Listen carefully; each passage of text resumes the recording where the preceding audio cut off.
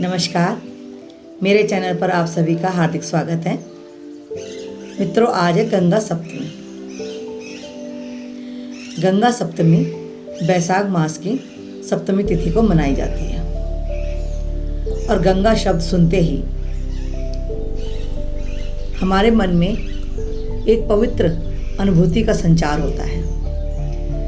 गंगा यानी हमारी माँ गंगा।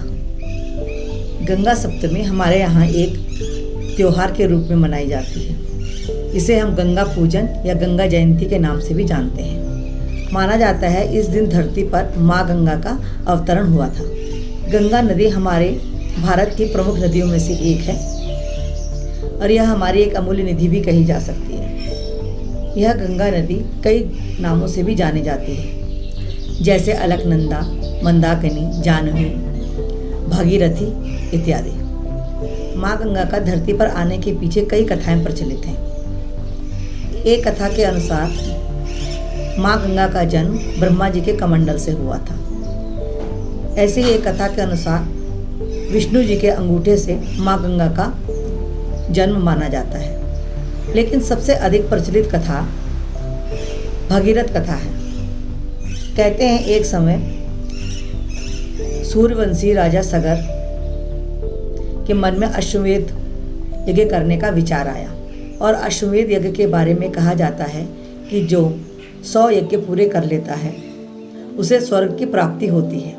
राजा सगर द्वारा 100 यज्ञ करवाने की सूचना जब राजा इंद्र को मिली तो वो घबरा गए और उनके अंदर एक असुरक्षा की भावना उत्पन्न हो गई। इसलिए यज्ञ के समय बलिदान किए जाने वाले घोड़े को जब छोड़ा गया तो इंद्र ने वह घोड़ा चुराकर ऋषि कपिल के आश्रम में बांध दिया।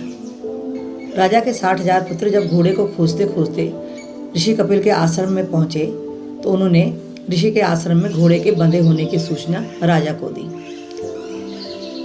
गलतफहमी के कारण राजा सगर के पुत्रों ने ऋषि को अपराधी मान लिया और उनसे युद्ध करने की ठानी। इससे कपिल ऋषि बड़े ही क्रोधित हुए और उन्होंने उन्हें श्राप दे दिया। कपिल मुनि के श्राप से सगर के 60,000 पुत्र क्षण भर में ही भस्म हो गए। कई वर्षों बाद सगर के वंशजों में एक राजा भगीरथ हुए, जिन्होंने सिंहासन पर बैठने से पहले अपने पुरखों के उद्धार करने की ठानी।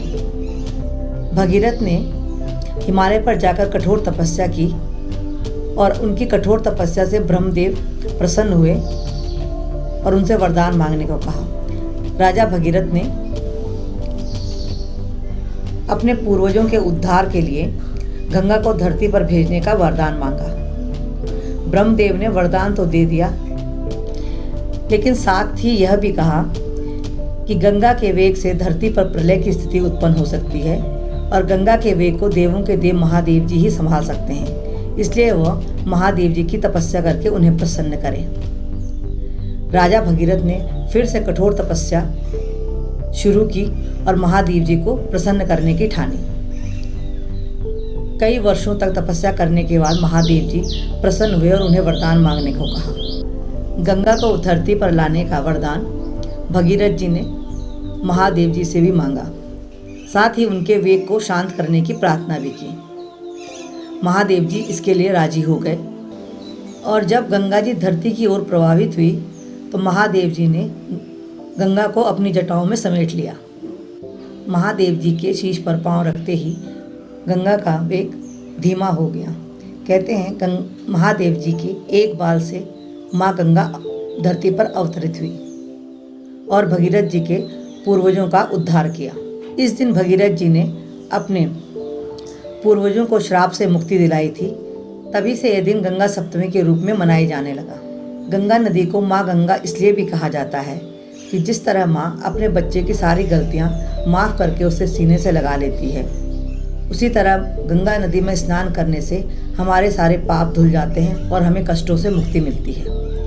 दोस्तों, गंगा सप्तमी के दिन गंगा में स्नान करना बड़ा ही शुभ और पुण्य फलदायी बताया गया है।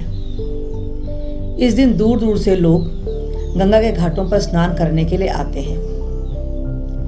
गंगा जी की पूजा अर्चना की जाती है, उनकी आरती उतारी जाती है। हमारे हरिद्वार की गंगा आरती तो पूरे विश्व में प्रसिद्ध है। जिसे देखने के लिए विदेश से भी बड़ी संख्या में लोग यहाँ आते हैं। हमारे यहाँ विशेष अवसरों पर गंगा में स्नान करने का बड़ा ही महत्व बतलाया गया है। गंगा में स्नान पूजन करने से रिद्धि सिद्धि की प्राप्ति के अलावा यश सम्मान की प्राप्ति के साथ साथ जाने अनजाने में हुए हमारे पापों का क्षय भी होता है। और कहते हैं कि मांगलिक दोष से ग्रसित जातकों को विशेष लाभ प्राप्त होता है। गंगा सप्तमी के दिन भगवान महादेव की पूजा बड़ी ही शुभ मानी गई है और साथ ही ओम गंगाय नमः का जाप विशेष प्रभावशाली कहा गया है। दोस्तों, जैसे कि कोरोना के चलते आजकल हम गंगा स्नान करने के लिए नहीं जा सकते, इसलिए अपने स्नान के जल में ही कुछ बूंदें गंगा जल मिला लें, उससे भी हमें वही फल प्राप्त होगा। माँ गंगा के पवित्र स्वरूप की पूजा अर्चना करने के बाद अपने कष्टों और अपने पापों के क्षय के लिए हमें माँ गंगा से प्रार्थना करनी चाहिए। माँ गंगा के पवित्र स्वरूप को ध्यान रखकर मैंने भी एक छोटी सी कविता के रूप में माँ से कुछ विनती की है, जो मैं आपके साथ शेयर करना चाहती हूँ। इस छोटी सी कविता का नाम है माँ गंगा एक विनती। हे बिमले, निराश हताश क्षणों में हृदय, हे बिमले निराश हताश क्षणों में हृदय सोचता है तुम्हारे उन्मुख होना, सोचता है तुम्हारे उन्मुख होना, चाहता है तुम्हारी उत्ताल पावन तरंगों में, चाहता है तुम्हारी उत्ताल पावन तरंगों में अपना तन मन जीवन खोना, अपना तन मन जीवन खोना। मगर मोह माया के व्यूह में घिरा, मगर मोह माया के व्यूह में घिरा कई कई मोहपाशों में है जकड़ा, कई कई मोहपाशों में है जकड़ा। टुकड़ों टुकड़ों में बटा है जीवन, टुकड़ों टुकड़ों में बटा यह जीवन। बंधनों की डोर में बंधा बंद कर देता है जब तब मुक्ति द्वार, बंधनों की मोह में बंधा बंद कर देता है जब तब मुक्ति द्वार। फिर भी चाहती हूँ माँ तुमसे, फिर भी चाहती हूँ माँ तुमसे मांगना कुछ आंचल पसार, फिर भी चाहती हूँ माँ तुमसे कुछ मांगना आंचल पसार। माँ मुझे भी दे दो खुद जैसी पवित्रता, धरती आकाश से चुरा कर दे दो थोड़ी सी सहनशीलता गांभीर्यता, वृक्षों से मांग कर दे दो थोड़ी सी उदारता, जिसे पाकर कुछ कुछ तो पिघल जाएं, जिसे पाकर कुछ कुछ तो पिघल जाएं। पाप अज्ञान की कठोर शिलाएं, पाप अज्ञान की कठोर शिलाएं। दुख तकलीफों और संवेदनाओं से उभरने की शक्ति दे तरल तरंगे, प्रेरणा से ओतप्रोत संबल दे हे माँ गंगे, प्रेरणा से ओतप्रोत संबल दे हे माँ गंगे।